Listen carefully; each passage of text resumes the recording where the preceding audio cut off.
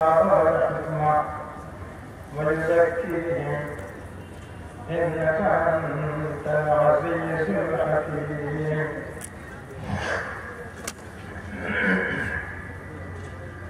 برادران اسلام، یہ سورہ بقرہ کی چند آیات ہیں.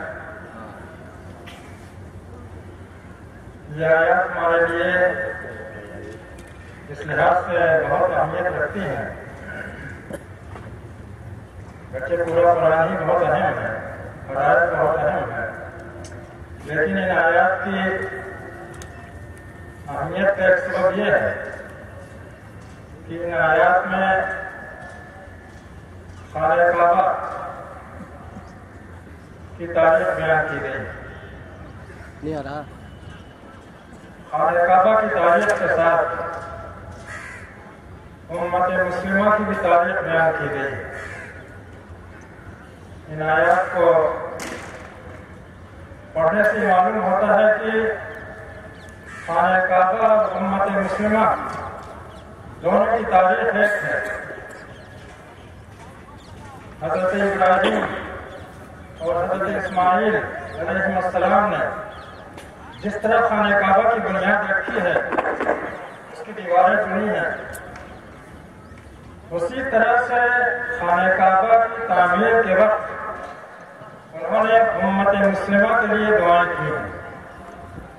امت مسلمہ کے لیے بھی اور نبی آخر الزمان اس کو لگنے سے نا پوری آؤٹ پٹ بیٹھ جا رہی ہے. جس وقت خانہ کعبہ کی تعمیر ہوئی اسی وقت سے ابھی میری پوری آواز بند ہو گئی تھی، ابھی میں نے نکالا ہے وہ تو پھر میری کھل اور انہوں نے اللہ تعالیٰ سے ہدایت کی واضحانہ پہلے صحیح لگا تھا، کہیں اور ڈالے ہو گیا. امت کے لیے دعا کی. آپ اپنے مائک پہ ٹانگ دو گے اس کو؟ ہاں ہاں میں تو یہاں آیات کا پوڈیم پہ لگا دیتا ہوں میں، اس مائک میں ٹانگ دو. آپ کے وہیں سامنے رکھ دیتا ہوں میں ہاں اوپر نہیں، مائک کے اوپر فرمایا یاد کرو اس وقت کو جبکہ ابراہیم اور اسماعیل باکس کے پاس. اوپر رکھ دو، اوپر ٹانگ دو. اس خانہ کعبہ کی دونوں نکال دو. بنیادیں چن رہے تھے، اس کی دیواریں اٹھا رہے تھے. اے ہمارے رب، تو ہماری طرف سے اس کو قبول فرما. بلا شبہ تو سننے والا اور دلوں کا حال جاننے والا ہے. اے ہمارے رب، ہمیں تو مسلم بنا دے اور ہماری نسل سے ایک امت مسلمہ کو جنم دے اور ہمیں ہماری قربان گاہیں دکھا دے اور تو ہمیں اپنی رحمت کے سائے میں جگہ دے. بلا شبہ تو بہت ہی رحم کرنے والا، بہت ہی مہربان ہے. اے ہمارے رب، اور ان کے درمیان انہیں میں سے ایک رسول بھیج جو ان کے سامنے تیری آیات کی تلاوت کرے، انہیں کتاب و حکمت کی تعلیم دے اور ان کے اخلاق کو، ان کی شخصیت کو بنائے سنوارے. بلا شبہ تو بڑی قوت والا ہے، بڑی حکمت والا ہے.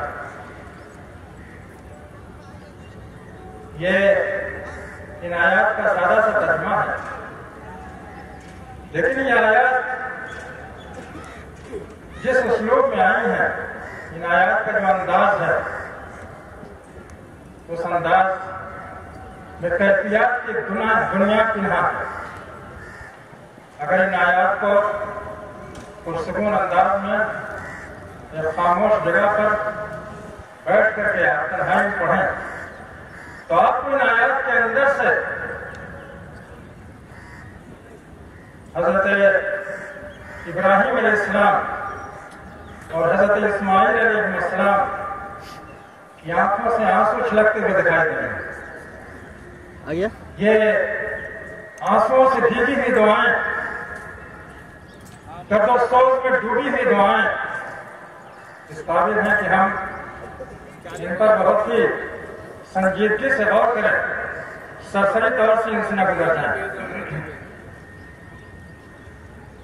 سب سے پہلی چیز جو ہمارے سامنے آتی ہے وہ یہ کہ اس اہم موقع پر جبکہ یہ دونوں جلیل القدر انبیاء خانہ کعبہ کی بنیادیں چن رہے تھے، ظاہر ہے کہ اس سے زیادہ قبولیت اور استجابت کا کوئی دوسرا موقع نہیں ہو سکتا تھا۔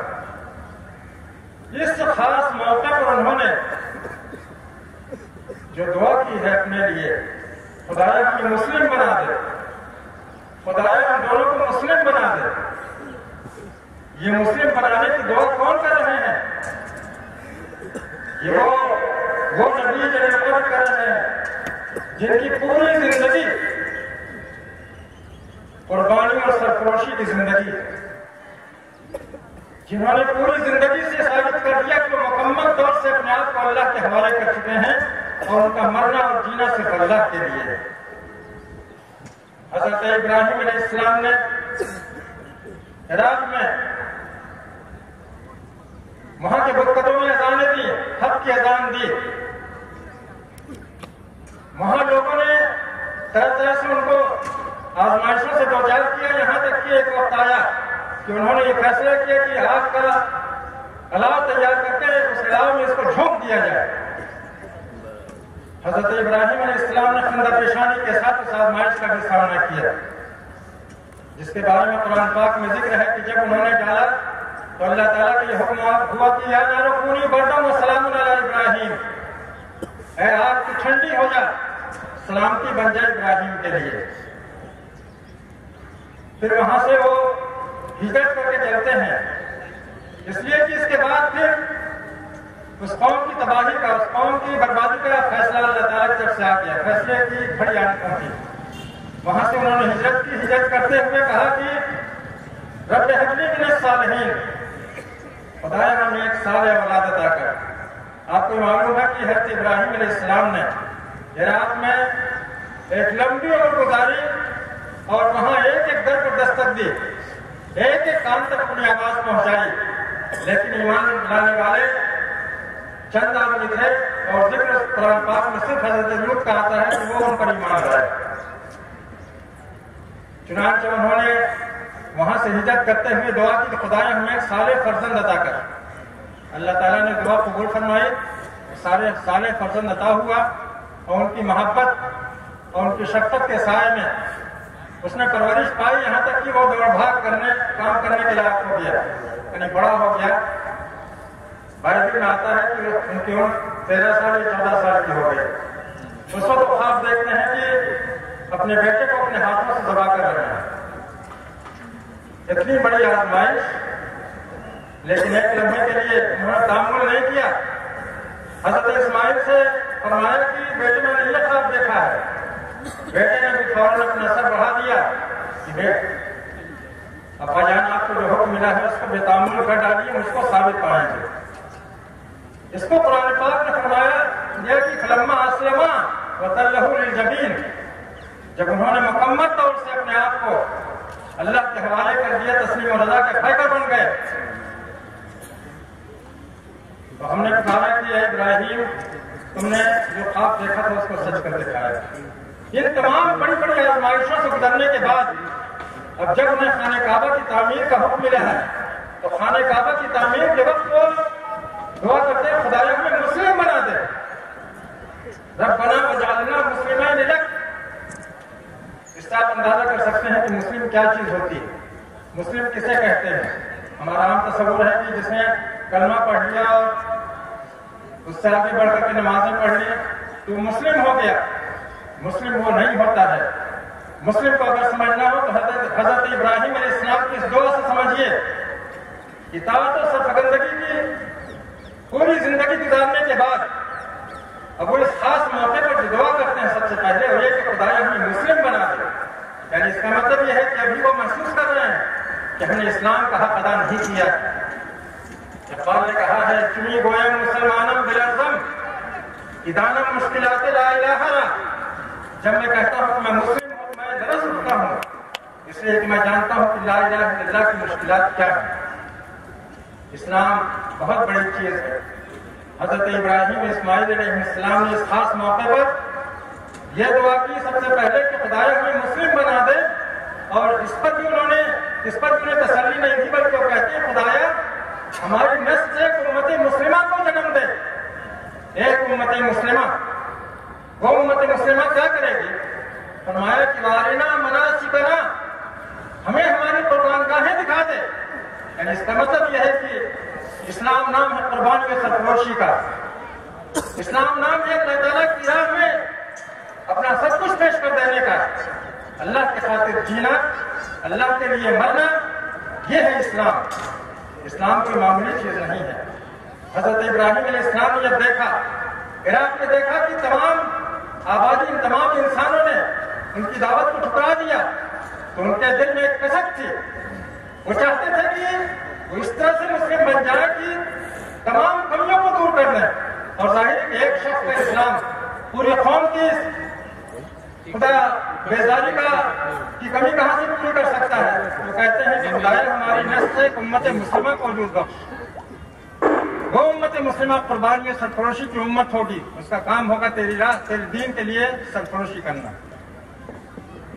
ظاہر ہے کہ ایسی عظیم امت کی تیاری کے لیے بہت بڑا انتظام چاہیے تھا. چنانچہ اس امت کی تیاری کے لیے انہوں نے دعا کی کہ خدایا اور انہی میں سے ایک رسول بھیج جو انہیں ان کے سامنے تیری آیات کی تلاوت کرے، انہیں کتاب و حکمت کی تعلیم دے، ان کی شخصیت کو بنائے اور سنوارے. یہ الفاظ جو قرآن پاک میں استعمال ہوئے ہیں اس دعا میں، یہ بتاتے ہیں کہ حضرت ابراہیم علیہ السلام جس امت کے خواہش مند تھے، وہ امت عام امتوں کی طرح نہیں تھی، بلکہ ایسی امت جو انبیاء مشن لے کر کے چلے، انبیاء کا رول ادا کرے، انبیاء کردار کی حامل ہو. ایسی امت کتنی عظیم دعا تھی، کیسی عظیم الشان. یہ دعا ان کے لب پر آتی ہی، بلکہ لب پر آنے سے پہلے ہی اللہ تعالیٰ کے یہاں قبول ہو گئی. لیکن یہ اتنی عظیم الشان دعا تھی کہ فوراً اس کا ظہور نہیں ہو سکتا تھا. چنانچہ اس کی قبولیت یہ ہوئی کہ اس کے بعد سے جتنے نبی آئے اور جتنی کتابیں نازل ہوئیں، ان تمام کتابوں میں اور ان تمام نبیوں کی زبانی اس امت کی بشارت دی گئی، اس امت کے چرچے کیے گئے. اور اس امت میں جو نبی آنے والے تھے ان نبی کی علامتیں بیان کی گئی، ان کے چرچے کیے گئے. اس امت کو جو کتاب ملنے والی تھی قرآن پاک، اس قرآن پاک کے چرچے کیے گئے. چنانچہ تورات و انجیل میں اس امت کی علامتیں مذکور ہیں، اس نبی کی شان بھی مذکور ہے کہ اس کے ذریعے سے کیسے مشان کارنامے انجام پائیں گے. اور اس کتاب کا بھی ذکر ہے کہ اس کتاب کی کیا شان ہوگی کہ اللہ تعالیٰ اس کو اتنی قوت دے گا، ایسی زبردست کتاب ہوگی کہ جو اس سے ٹکرائے گا پاش پاش ہو جائے گا. اس روشنی کو کوئی بجھا نہیں سکتا ہے، اس دین کو کوئی مٹا نہیں سکتا ہے، اس کتاب کو کوئی نقصان نہیں پہنچا سکتا ہے. چنانچہ ایک لمبا عرصہ گزرا، سینکڑوں سال کا عرصہ گزرا، جس حال میں کہ اس نبی کی اس امت کی بشارتیں آتی رہیں. تمام نبیوں نے اس امت کی بشارت دی. نہ صرف یہ کہ اس امت کی بشارت دی، بلکہ قرآن پاک میں سورہ آل عمران آیت 81 میں یہ ذکر آیا ہے کہ اللہ تعالیٰ نے اس کے بعد، یعنی حضرت ابراہیم علیہ السلام کے بعد آنے والے ہر نبی سے اس بات کا عہد لیا کہ اگر تمہیں اس نبی کا زمانہ مل جائے، اگر تمہیں اس امت کا زمانہ مل جائے تو تم بھی اس نبی پر ایمان لا کر کے اس امت میں شامل ہو جاؤ گے. چنانچہ ایک روایت میں آتا ہے کہ حضور صلی اللہ علیہ وسلم نے ایک موقع پر فرمایا کہ واللہ لو کان موسیٰ حیا ما وسعہ الا ان یتبعنی. اگر آج موسیٰ زندہ ہوتے تو ان کے لیے اس کے علاوہ کوئی راستہ نہیں تھا کہ میری پیروی کرے. یہ اللہ تعالیٰ نے اس امت کو کیسا شرف عطا کیا ہے، کیسی عزت عطا کی ہے. اس امت کے ظہور میں آنے سے سینکڑوں سال پہلے سے اس کے چرچے شروع ہو گئے، اس کی بشارتیں شروع ہو گئی. یہ شرف دنیا میں کسی قوم کو نہیں حاصل ہوا، کسی گروہ کو نہیں حاصل ہوا، کسی سلطان کو نہیں حاصل ہوا، دارا و سکندر کو نہیں حاصل ہوا. جتنے بھی لوگ آئے اور وہ اپنی صلاحیتوں کے ساتھ نمایاں ہوئے، لیکن پہلے سے کوئی نہیں جانتا تھا کہ وہ کیا ہوں گے. لیکن اس امت کی شان یہ تھی کہ پہلے ہی دن سے، بلکہ آنے سے پہلے سینکڑوں سال سے لوگ جانتے تھے کہ اس شان کی امت آنے والی. یہ اللہ تعالیٰ نے اس امت کو عظیم شرف عطا کیا ہے. چنانچہ اس کے بعد सहाबा किराम रिज़वानुल्लाह ताला अलैहिम अजमईन का दौर आता है, यानी नबी सल्लल्लाहु अलैहि वसल्लम की बेइज्जत होती है और आफ़ताब नबूवत तुलू होता है, तो ज़मीन के सारे तारे उस तकलीफ इकट्ठा हो जाते हैं, सारे तारे इकट्ठा हो जाते हैं और एक ऐसा ग्रुप तैयार होता है बिल्कुल अंबिया किरदार का हामिल। उसके सामने यह है कि हमें हक का बोलबाला करना है, अल्लाह के दीन को बुलंद करना है, सरबलंद करना है। चुनांचा आपको मालूम है कि मक्के में जबकि मुसलमान बहुत ही कलील तादाद में कमजोरी की हालत में थे, लोग ईमान लाते थे। ईमान लाने के बाद नबी सल्लल्लाहु अलैहि वसल्लम की तरफ से हिदायत होती थी कि अभी खामोश रहें, खामोशी से अल्लाह ताला की इबादत करें और खामोशी से दीन की इशाअत करें। लेकिन उनके अंदर ये जोश पैदा होता था कि आखिर इन काफिरों के सामने ये चीजें कब आएंगी, इन काफिरों को अल्लाह ताला की ये आयत सुननी चाहिए, ये रोशनी उनके सामने आनी चाहिए। चुनांचे एक बार हजरत अबू बकर रज़ियल्लाहु ताला अन्हु ने इरशाद किया कि अल्लाह के रसूल, हमारा दिल चाहता है कि खाने काबा में जाकर के कुरान पाक की तिलावत करें। आपने जुनून मना किया, लेकिन जब देखा कि उनका इरशाद ज्यादा, कहा कि अच्छा अगर तुम्हारी ख्वाहिश है तो चलो। चुनांचे हुजूर सल्लल्लाहु अलैहि वसल्लम भी गए और हजरत अबू बकर भी गए और वहां पर जाकर के कुरान पाक की तिलावत शुरू कर दी।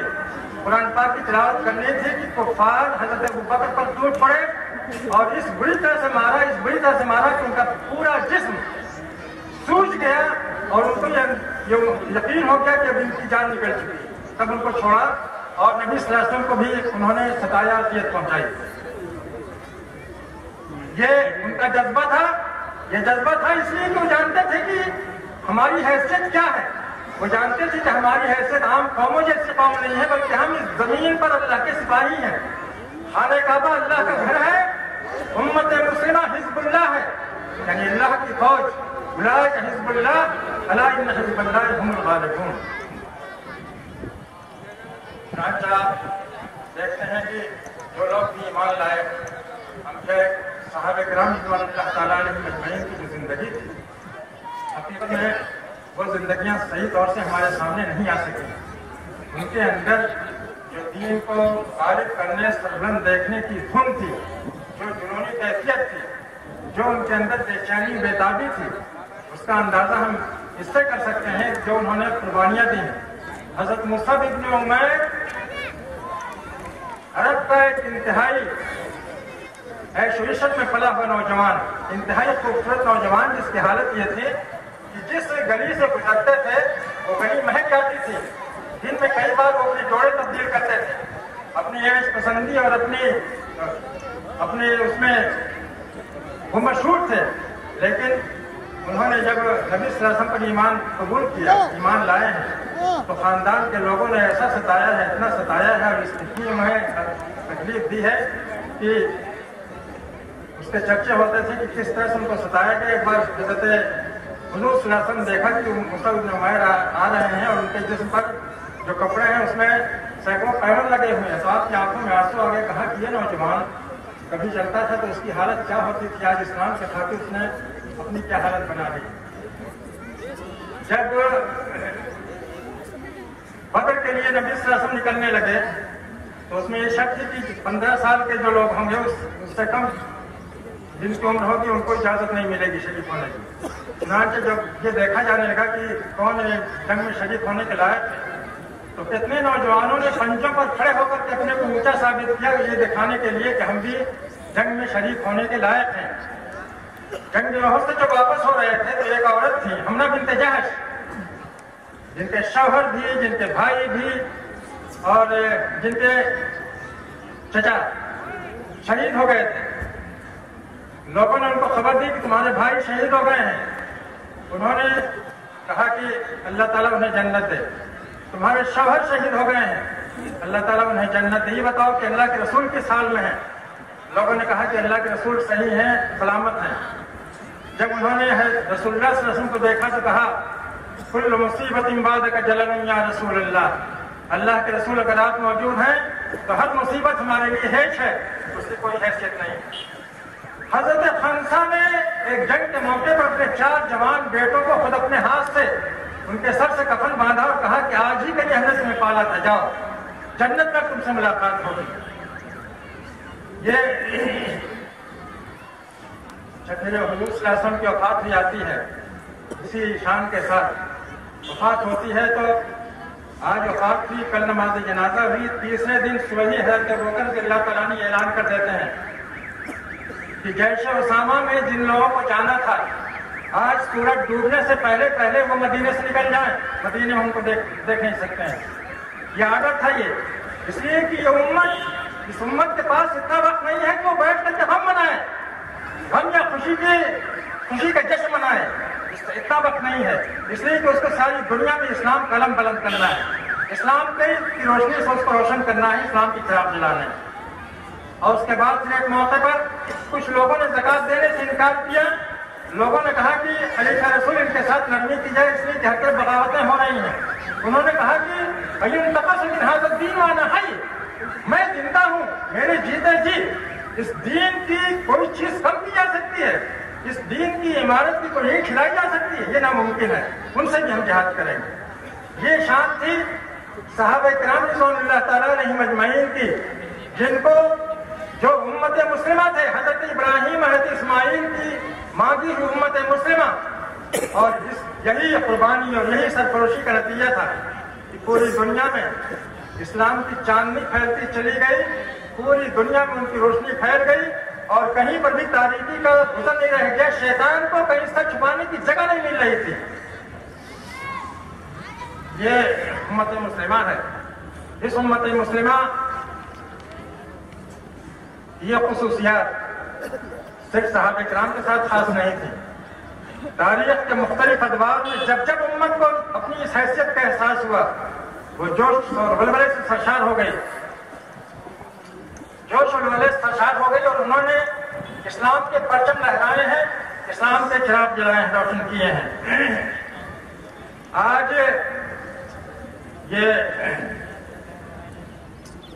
आज तारीख हमारे इंतजार कर रही है, हमारे बेदार होने का इंतजार कर रही है। हम कब बेदार होते हैं? दुनिया के मुख्तलिफ खित्तों में चहल पहल मची हुई है, इस्लाम के मुतालबे हो रहे हैं, इस्लाम के लिए जद्दोजहद हो रही है, इस्लाम के लिए सरफरोशी हो रही है। हिंदुस्तान का मुस्लिम अभी तक सो रहा है। तारीख इंतजार कर रही है कि यहाँ के फर्जंदान इस्लाम कब बेदार होते हैं। आज का हिंदुस्तान, ये हमारा खूबसूरत हिंदुस्तान, ये हमारा प्रिय भारत कितनी परेशानियों में मुब्तला है, कितने करप्शन से दो चार है, कितनी तारीखों में घिरा हुआ है, कैसी बदअमनी का शिकार है, क्या क्या हो रहा है। लेकिन इस उम्मत को रास्ता दिखाने वाला, इस कौम को रास्ता दिखाने वाला, इस मुल्क में रोशनी के चिराग रोशन करने वाला, इस मुल्क के अंदर लोगों को की सही रहनुमाई करने वाला कौन होगा? इसी उम्मत का ये काम था कि उम्मत इस मुल्क के अंदर रोशनी फैलाती, रोशनी की चिराग रोशन करती, लोगों की रहनुमाई करती, लोगों को बताती कि अल्लाह से बगावत करके कभी भी हम अमन की जिंदगी नहीं हासिल कर सकते हैं, अल्लाह से बगावत करके हम कभी भी तरक्की नहीं कर सकते हैं, अल्लाह के दीन से बगावत करके हम कभी भी पनप नहीं सकते हैं। ये हमारा काम था। लेकिन हम सोए हुए हैं। सिर्फ मुल्क की बात नहीं है, बल्कि खुद हमारा अपना समाज, मुस्लिम समाज कितनी बिदअतों में, कितनी खुराफात में मुब्तला है। हमारी मुस्लिम कौम में कितने लोग ऐसे हैं